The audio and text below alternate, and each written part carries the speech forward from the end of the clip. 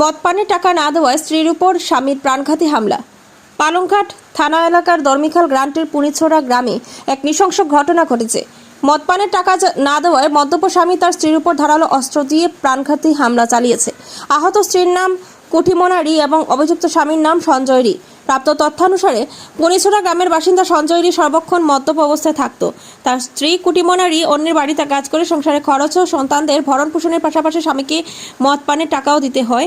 তার মদ পানের টাকা দিতে অস্বীকার করলেই কুটিমোনা রিকে স্বামীর শারীরিক ও মানসিক অত্যাচারের শিকার হতে হতো। গতকাল সারাদিন মানুষের বাড়িতে কাজ করে সন্ধ্যায় বাড়ি ফেরেন কুটিমোনা রি।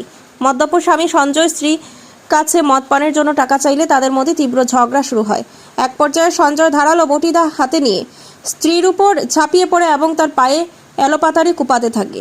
রক্তাক্ত অবস্থায় কুটিমোনা রি মাটিতে লুটিয়ে পড়লে পাষণ্ড স্বামী তাকে টেনে হিঁচড়ে বাড়ির পাশের নালার ধারে নিয়ে যায় এবং একটি গর্ত করে জীবন্ত পুঁতে ফেলার চেষ্টা করে। এ সময় কুটিমোনা রির সন্তানদের চিৎকারে প্রতিবেশীরা ছুটে আসেন এবং মদ্যপ সঞ্জয়ের হাত থেকে গুরুতর আহত কুটিমোনা রিকে উদ্ধার করেন। স্থানীয়রা তাকে দ্রুত হাসপাতালে নিয়ে যান। প্রাথমিক চিকিৎসার পর কুটিমোনা রিকে হাসপাতাল থেকে ছেড়ে দেওয়া হয়। এদিকে স্থানীয় লোকজন ঘটনার বিষয়ে পালংঘাট থানায় খবর দিলে থানার ভারপ্রাপ্ত আধিকারিকের নেতৃত্বে পুলিশের একটি দল দ্রুত ঘটনাস্থলে পৌঁছায়। পুলিশের উপস্থিতি টের পেয়ে অভিযুক্ত সঞ্জয় পালিয়ে যায়। গুরুতর আহত কুটিমোনা রি তার স্বামী সঞ্জয়ের বিরুদ্ধে পালংঘাট থানায় একটি লিখিত অভিযোগ দায়ের করেছে। পুলিশ ঘটনার তদন্ত শুরু করেছে এবং পলাতক সঞ্জয়কে গ্রেপ্তারের চেষ্টা চালাচ্ছে। এই ন্যাক্কারজনক ঘটনায় এলাকায় তীব্র চাঞ্চল্যের সৃষ্টি হয়েছে এবং স্থানীয় বাসিন্দারা অভিযুক্তের কঠোর শাস্তির দাবি জানিয়েছেন। নিউজ ডেস্ক রিপোর্ট, শিলচর সংবাদ। কুটুমনা রি কি হয়েছিল তোমার স্বামীর লগে ঝগড়া কেটে হয়েছে? কালকে রাত্রে নেই কালকে দিনে এরপরে হ্যাঁ আচ্ছা দাদিয়া আচ্ছা আচ্ছা এরপরে তুমি নিয়ে কেটা করছে ক্ষেতের জায়গাত নিয়ে আচ্ছা এরপরে খেয়ে রক্ষা করছে তোমার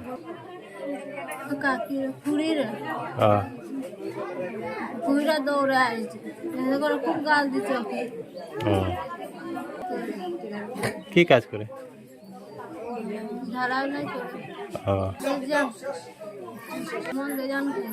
খাইয়া তোমার মারছে? কোনো ঝগড়া নাই? পিঠা আমরা লালার পার থাকি আইয়া তারারে ছুটাছুটি করছি। কুদাল নিছিল ওই সময় আমি আইছি। এর আগে কিটা হইছে এটা কইতে পারতাম না। যে সময় কুদাল নিয়ে তারা কাটে এই সময় আমি আইছি। কুদাল দিয়ে কোন জায়গা থেকে কাটে? ও দেখো জায়গা দেখাইতে আমি আইছি। ও দেখো আমার বাড়ি অত দূরে আমি আইছি। এখানে তারা আনিয়া গরুর মতন মারে। ওই দেখো লালার পাইছে। এটা আমরা থানে একটা পূজা দেই জানি কালকে শেষ বছর। আর পূজা দিতে দিতেও আমি ছাড়িয়ে আই গেছি। ওই আইয়া তারা কাটি দিতাম একটা মারানির পুরি ওরকম করিয়া এখানে তারে ঠেলিয়া লই আয় আর কুদাল উঠাইছে ওরকম করিয়া আমি ছুটাছুটি করবার সময় দেখো আমার এই হাতে বেদনা লাগিয়ে গেছে। আমি আবার বুঝাইছি তারারে যে তোমরা ঝগড়া করি না, বছর দিনের পর তোমরা ঝগড়া করিও না বাবা, ঝগড়া করবা এতে মানুষে কিতা করবো তোমরা বুঝ দিছি তারারে, বাকি নিতা বুঝছে না তারা। সঞ্জয় দা সঞ্জয় রি হ্যাঁ সঞ্জয় রি ইগু রুজি করিয়া মদ খাই মেয়ের কামাই খায়। তার বেটি আছে না নি ইগু মানুষের ঘর ঘর কাজ করিয়া তারে খাওয়ায়। ইগু বেটা সবাই বেটিয়া খাওয়ায় কাজ করিয়া। বেটিয়া ঘর বানাইছে 3 কিনছে ঢালাই করিয়া। কোন জায়গাতে ইয়ে করতে মানে গাছ হয়তো তারারে বই সুই দিয়া আমি বাড়িতে গেলাম।